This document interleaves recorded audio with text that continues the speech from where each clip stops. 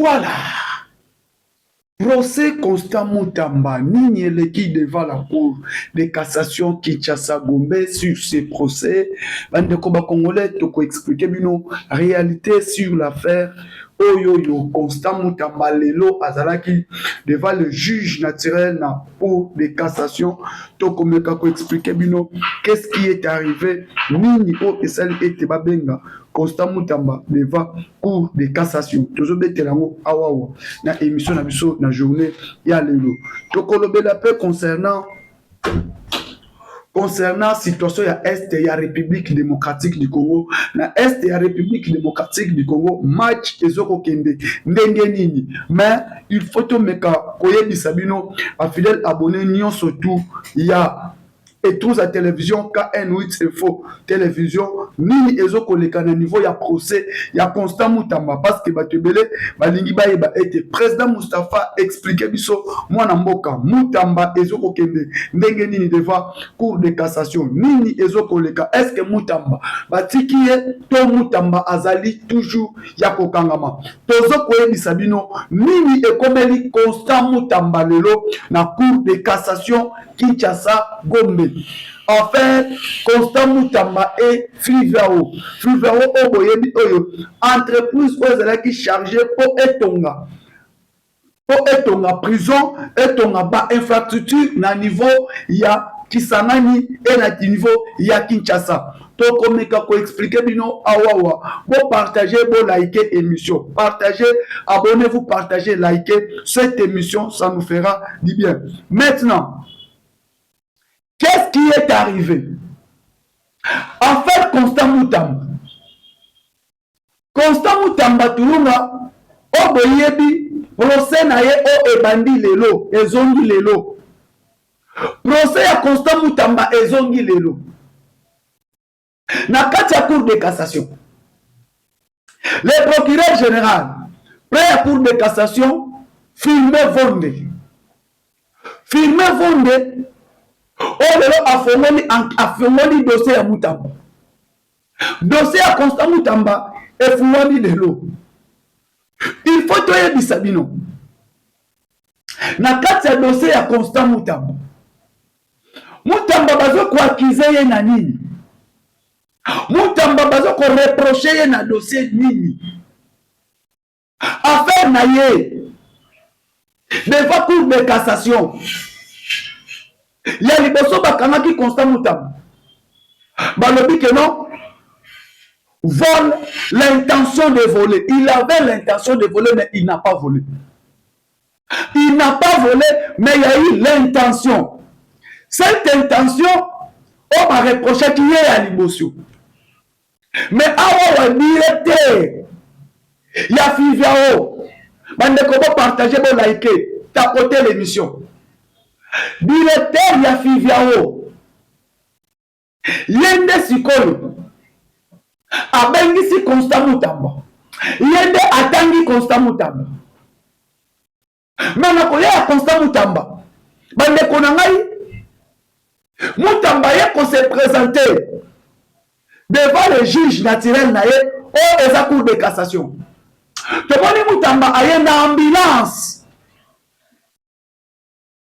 Mutamba ya procès na ambulance bana mboka. Bache bamemi Mutamba na ambulance.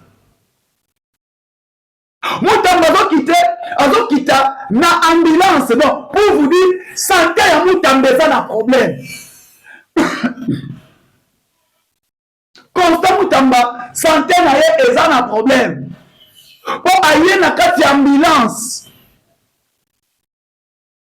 Totalis nzoto ya Mutamba, totalis santé na ye. Mutamba qui n'a pas détourné. Mais on dit que Mutamba avait l'intention. Lelo au dossier commis directeur ya Fivero. Oh non, bobe na Mutamba. Faut Mutamba aya. Bana mboka. Qu'est-ce qui se passe? Qu'est-ce que Filmer vont devait chercher na Mutamba? Na place oyo nan bon pese liberté provisoire est permettre akende ko se faire soigner. Moutamba devrait d'abord aller se faire soigner. Na place après. Bolandela, procès. Mais Moutamba aye, na ambulance, il y a des gens qui ont détourné des moyens de l'État. Bon, ça va la liberté provisoire. Babima bakena kozwa soin de santé. Procès à 100 jours. Vital Kamere abima akenda na 5 cas. Kozwa ba soin de santé, ba tient un hôpital à 5 cas kozwa soin de santé. Mais qu'est-ce qui se passe avec Moutamba? Qu'est-ce qui se passe avec Constant Moutamba? Parce qu'ailleurs devant cour de cassation, Moutamba n'a pas médecin. Moutamba est confronté à la justice, ailleurs na cour de cassation, ailleurs n'a pas médecin. Pour dire que non, Moutamba est malade. Nathalie Moutamba Pessingana Mao. Il n'a pas fui. Moutamba déclare, je suis malade. Santé sont dérangés. Santé sont dérangés. Vous voulez que Moutamba puisse partir? Vous voulez que Moutamba puisse partir? Mais comment aimer vidéo, vous partager, vous liker. Aimez l'émission et partagez cette émission. Constant Moutamba a hier liboso cour de cassation. Tout le monde dit Constant Moutamba liboso ya cour de cassation. Mais Constant Moutamba a accompagné na équipe ya ba médecin. Na équipe ya ba médecin. Ba médecin Moutou bazana yé. Aza accompagné na ba médecin. Ba médecin Moutou bazo komema yé. Ambulance eza wana. Ambulance eza médicalisée. Devant son juge naturel, qui est le procureur général prêt à cour de cassation. Moi, je vais montrer du saut sur cette affaire. Il y a Fiviao, il y a Constant Moutamba. Parce que le directeur général, il y a entreprise Fiviao. Alors, dit que non, il n'a pas détourné celle. Il a cité Constant Moutamba. Le directeur général a Fiviao a Tangi Moutamba. Alors, dit que non, Moutamba n'est à détourner un bon. Le directeur général a Fiviao a dit que Moutamba a impliqué dans le détournement. Ah bon? Pendant que Moutamba dit, Atikala ne accepter jamais qu'il a détourné. Moutamba Atikala ne accepter jamais qu'il a détourné Mbongo. Il y a Fiviao. Atikala ne affirmer jamais que a détourné Mbongo il y a Fiviao. Et Atikala ne accepter jamais. Mais dans le bas clair, l'argent n'a pas été détourné. Alors que la procès, l'argent n'a pas été détourné, mais il y a eu l'intention de détourner. Moutamba avait l'intention de détourner, mais il n'a pas détourné. Mais Toyebi, filmez Vonde et Constant Moutamba comme s'il y a un problème. Comme s'il y a un problème. Parce qu'à tout moment, quand le problème est, filmez Vonde, Moutamba que Moutamba vient. Moutamba yaka. Yaka pour expliquer biso. Moutou attend yondengeni. Peut-être filmez Vonde va voir des éclaircissements dans le dossier Constant Moutamba. Il n'y a pas éclaircissement si ce dossier est affaire à Fiviao. Parce que quand vous Fiviao, chargé à Cotonou. L'entreprise qui a gagné le marché. L'entreprise qui a gagné le marché. L'entreprise qui a gagné le but. Que non. Bobé Maye. Bobé na Constant. Aya. Qu'est-ce qui s'est passé réellement? Et Constant Moutamba est raillé. Aya ko pesa biso lumière. Mbangwana ezala ndengeni. Mbangwana ezala ka partager ndengeni. mbango wana ekendaka na compte nini, mbango wana na Robank ezalaka ndenge nini. Peut-être directeur général ya Fivao atangi, et maintenant il faut confronter entre Constant Mutamba et le numéro 1 ya Fivao. Mais elle bozo sala yango. Et là bozo senga. Toyeba eteke non. Maître Constant Mutamba Tulunga aza malade. Aza malade. Tozo senga soki procès oyo eleki. Parce que na minute le vraie version ya Fivao ezobima. Place mini leleba na mokulu tunanga Israël mutombe kobima. Mini le kobima na dossier. Mini le kobima to koyeba qui ont détourné cet argent. Banani ba yebi détournement parce que makambo Fivao ezaka makambo ya prison te. Il y a eu des infrastructures ebele ba bebisa. Barrage, banzela, bandako, prison, biloko ebele oyo bien oyo il y a deux pays criminels babunda na mboka na biso babuma. Quand je parle de deux pays criminels, c'est le Rwanda et l'Ouganda. Les deux pays, Bayakobunda Bitumba 6 jours pas na biso. Et si ces deux pays, l'un paye, l'autre jusqu'à présent il n'a pas payé. Si le pays wana mususu atikala kofuta te, na faire ya mbongo ya guerre à 6 jours. Et chaque année, Ouganda za na mbango o afuta kabiso. On le babemi que réparation. Il y a des Tumbanaye parce qu'il y a eu des morts. Il y a des familles qui les rondent sur Constant Mutamba. À part ça, moment na bitumba à 6 jours. Et si les gens Rwanda fout à rater. Rwanda si les gens n'ont fout à 100 $. C'est Ouganda qui paye. Le Rwanda n'a pas fout à rater. Na bitumba à 6 jours. Et aujourd'hui, comment dit procès Fungwami? Procès Fungwami devant la Cour de cassation. Et procès Oye Fungwami. Affaire Constant Mutamba. Devant le procureur général près à la Cour de cassation. Et confrontation, Balobi Mutamba Aya. Et Mutamba Aye. N'a pas avocat naye. Mais l'autre est dérangé. Mutamba Aye na ambulance. Mutamba l'autre qui est na kati ya ambulance. Baramboka. Mutamba l'autre qui est na kati ya ambulance. Na kati ambulance. Donc, qui veut dire, même son état de santé n'est pas bon. La fois passée, Mutamba a écrit au procureur général près des cours de cassation. Si son état de santé, alors dit que santé est bien. Santé est bien. Mais, quand cela le tient, il est quand même arrivé. Aujourd'hui, il s'est présenté seul avec ses avocats.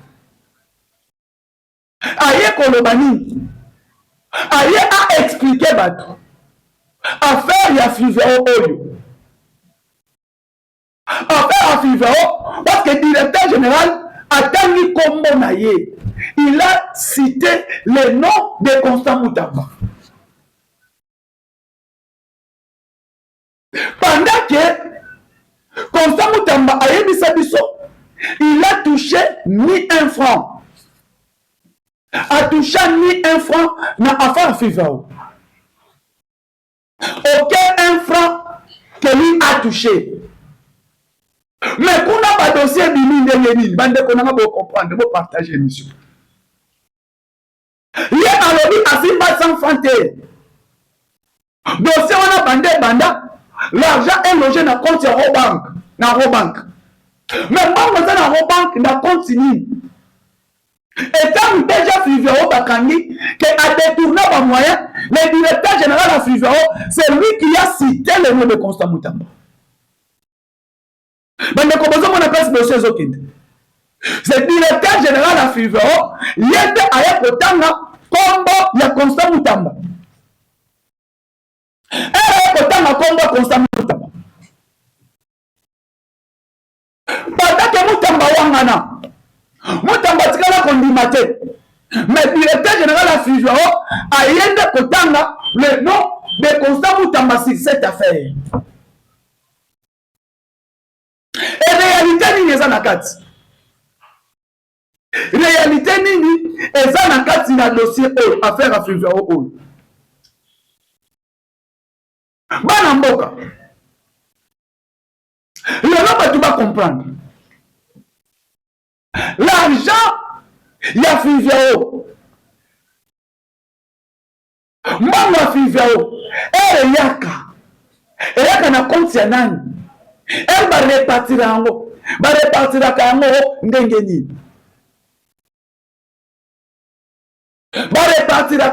ndenge nini esengeli to explique bato bayeba na affaire oyo lelo bakongole na bakongomani tokomi na niveau nini affaire ya Fivao oyo tomoni biso nyonso tout l'audience est repoussée pour les 27 à mois oyo parce que lundi est tombé le 20 lundi en 8 mais procès et cause à la source fixée. Et Moutamba viendra encore expliquer, éclaircir la justice sur les fonds loués dans Mambotali prison. Bande Koba Congolais. Parlons maintenant de la situation à l'est du pays. Situation à l'est de Mboka, elles ont les Kandengeni. Bana Mboka photo yeba. Est mboka na biso que l'est du pays est en guerre. Est mboka eza na bitumba. Il faut ba Congolais bayeba bitumba wana eza provoqué par qui? Boyeba mobile nyonso ke c'est le Rwanda qui nous agresse. Rwanda mutu aza agresseur na biso. Rwanda mutu aza mobomi na est mboka na biso. Batu nyonso bakufa na est eza na mutu ya Kigali eza na mutu ya Rwanda bakosa bino te nyonso tu ezoleka na est ya mboka eza na mutu ya Rwanda nde aza mobomi ya bakongolais tomoni biso nyonso comment les journalistes Pierrot Louara viennent d'être humiliés par le ministre belge. Na émission à quoi pour faire na retourner na André Flau. André Flau Obayebi. L'ancien ministre belge. Mais c'est le ministre belge a recadré Pierrot Louara. Donc Pierrot Louara a mis Zoba ya journaliste devant la Belgique devant na Katia Belgique na émission na ye l'invité na ye a recadré Pierrot azomisi Louara na nzela para mboka.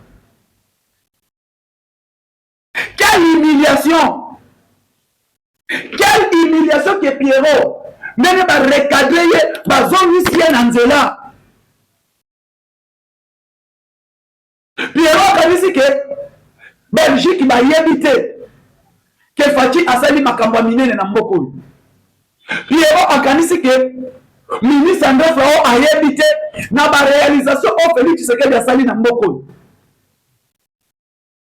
Alors il y a des secteurs qui ont bougé que Tshisekedi a fait quelque chose. Mais Pierrot a moni a bien de la tourne que non, dette extérieure, c'était de 3 milliards, aujourd'hui dette extérieure, 17 milliards. Par YBCA, Yosa FMI. Oye, Yosa FMI, Yosa Banque mondiale. Allez voir, allez vérifier la FMI et la Banque mondiale. Avoya Kobimo Loba. Bataki Pierrot. Qui journaliste naïe au Asala Kabapé, c'est lié à mon leçon en Belgique. Comment Pierrot était humilié? Et que nous savions que non, Bobby Manaba couleur politique nabino, Bobby Manaba sentiment qui journaliste, faisons le journalisme autrement, mais c'est Louara.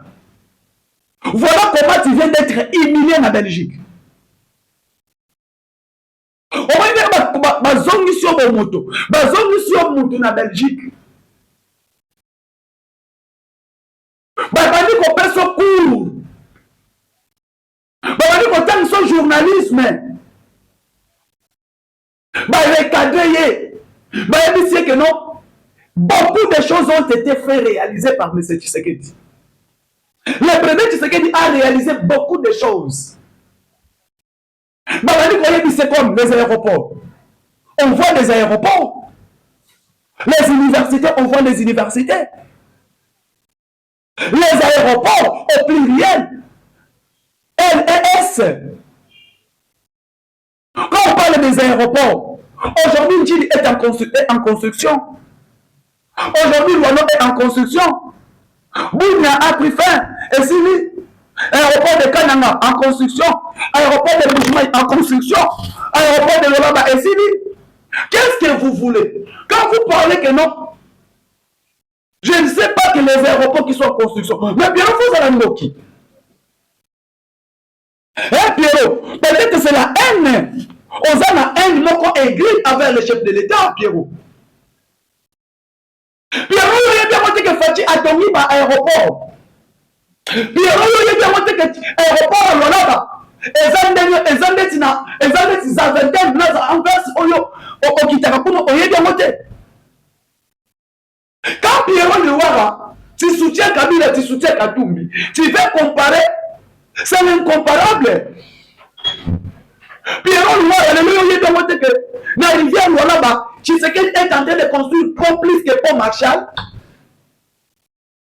Les ponts les plus longs de la rivière Lualaba, qui va réunir Moujimaï dans Lualaba. Puis on lui a montré que non, aujourd'hui, la route est en construction qui va réunir Est au centre. Puis on lui a montré.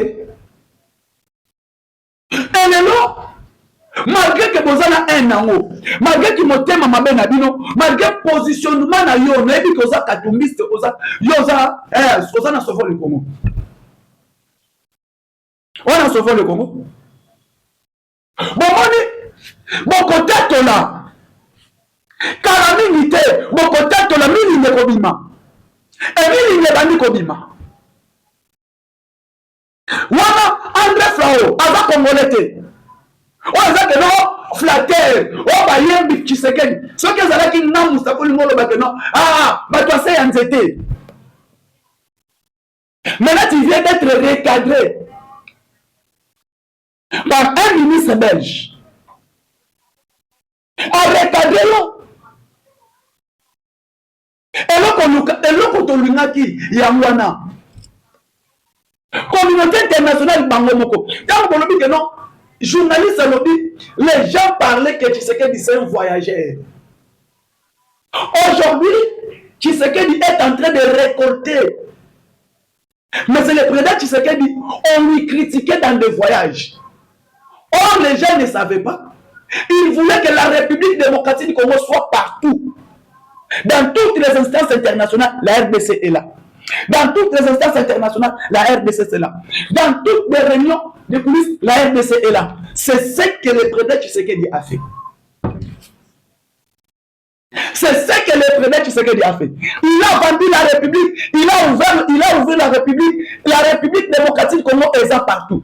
Aujourd'hui, on parle dans le Conseil de sécurité de l'ONU, c'est la RDC qui préside. Kabila a fait ça pendant 18 ans. Kabila était président de la République, Pierrot, journaliste dans digital. Moi, je te connais dans digital Congo.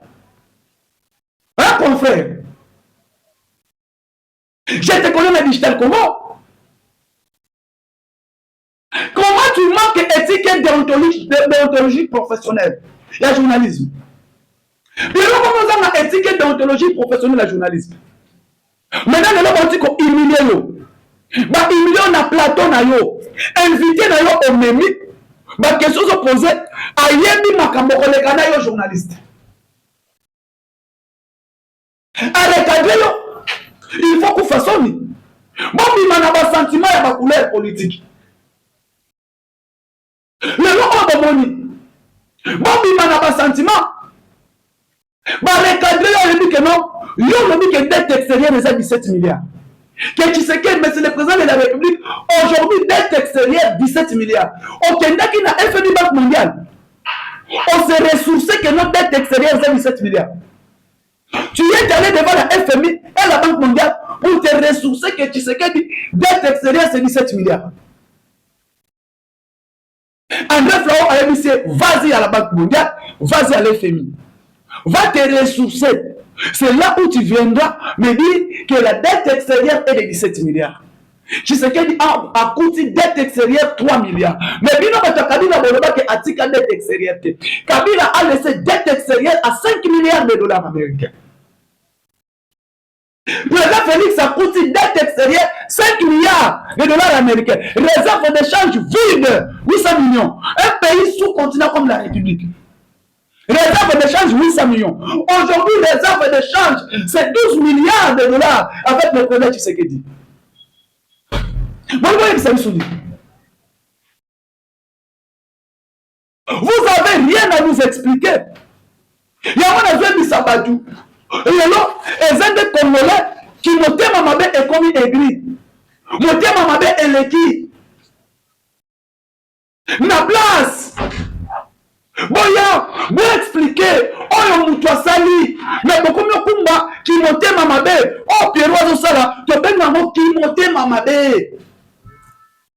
C'est un niveau de recadrer par un journaliste belge. A expliqué.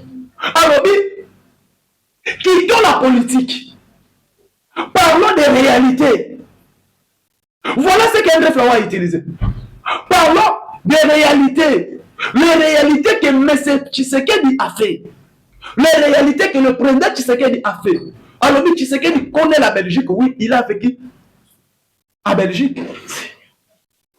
Et à niveau à Belgique, qui est son second patrie. Mais parlons la manière dont Tshisekedi, le président Tshisekedi dirige le Congo et la manière dont Joseph Kabila a dirigé. Oh, le président Tshisekedi, ce qu'il a fait, c'est plus. Il a fait des grandes choses. Et ces grandes choses-là, ça se voit. Attendez les universités, attendez leurs infrastructures. Allons-y dans le programme à peine 145 territoires. Rien que des infrastructures, vous allez voir. Et voilà les besoins ici, Pierre Onanzela. Parlons maintenant. La guerre à l'Est. Bandeko. Awawa, match ezako baluka. Ndena yi sabino match ezako baluka. Guerre na Est en Mboka. Est en République démocratique du Congo bitumbeza. Et bitumba oza na partie orientale ya Mboka na biso. Tomoni biso nyonso tu. Burundi. Oza na bitumba te. Tomoni Sergei Lavrov. Ministre des Affaires étrangères russe, à Kiti na Burundi. Ministre des Affaires étrangères russe, Sergei, à Kiti na Bujumbura. Tant que ministre des Affaires étrangères belge, ministre d'État, vice-premier ministre des Affaires étrangères, Sergei Lavrov et à Kiti na Burundi. C'est Poutine qui est venu dans votre pays. Mais pour Kiti na Burundi, babandi kosolola. Na président Evariste Ndayishimiye avant président Ndayishimiye akende na mboka otobengi na Afrique ya Sahel na Burkina Faso parce que ça tourne pas à Sahel. Ministre burundais président Burundi basololi na Sergei Lavrov Burundi partenaire ya Russie depuis 2010. Burundi qui est le partenaire ya Russie depuis 2010. Na Sergei Lavrov, na président Evariste Ndayishimiye ya Burundi. Kora mikoza nini eleki wana? Kora mikoza nini eleki? Bazo sololi. Ayambie basololi na masolo na bango kobima. Tolandi Sergei Lavrov alobi nini keno? Namoni ba militaire ukrainien côté la République de Monambouyana. Les militaires ukrainiens qu'on soutenir M23. Tu vois les techniciens des drones ukrainiens na ngambu ya nini ya M23 bango nde baza kopilone kuna badrone biloko nyonso tout, ce sont des militaires ukrainiens qui ont en train de pilonner les matériels tactique de combat nyonso bango bazosala yango. Sergei Lavrov alobi nini ntango Sergei Lavrov alobi point de presse na bango elle abimi na audience elle basili sosolola président Ndayishimiye toye komona dossier ya Congo esimplike na rencontre na bango masolo ya Congo esimplike na rencontre na bango na président Ndayishimiye mais place toye donc faut toloba comment ye aye mission na ye ayeli partenariat na bango na Burundi mais partenariat na bango na Burundi ekomi dossier ya Congo ndenge nini ekomi na masolo na bango Congo ekoti na kati ndenge nini réalité na yango il faut tout expliquer bino rencontre na bango président Ndayishimiye na Sergei na kotala minere stratégique nini o Burundi aza nango minere stratégique nini oyo Burundi aza nango o kosinele partenariat stratégique na Russie. Les minéraux que Burundi aza nango Burundi n'a pas de minéraux stratégiques. Mutu aza na minéraux stratégique oyo Russie aza luka c'est la RDC. C'est la RDC qui gère les minéraux stratégiques et critiques. Donc, accord au Bassigné, coopération au Bassigné, État-Li République démocratique du Congo. Ça ne concerne pas les Burundi. Nous basili solo la, na masolo na bango, Sergei Lavrov alobi. Et donc Sergei Lavrov alobi, tomoni directement communication ya Burundi ebimi. Communication ya Burundi ekobima. Communication ya Burundi ekobima balobi nini? Pardon ya Ukraine. Ukraine na wangani. Alobi ke ba militaire na bango, na bato bakumbaka ba drone na bango bazate na Congo. Ukraine na eko wangana. Mais Sergei andimi renseignement risque et découvrir que non, il y a la présence des militaires ukrainiens au côté du M23. Et to yebi même oni a dit que même les Français baza nasima ya M23.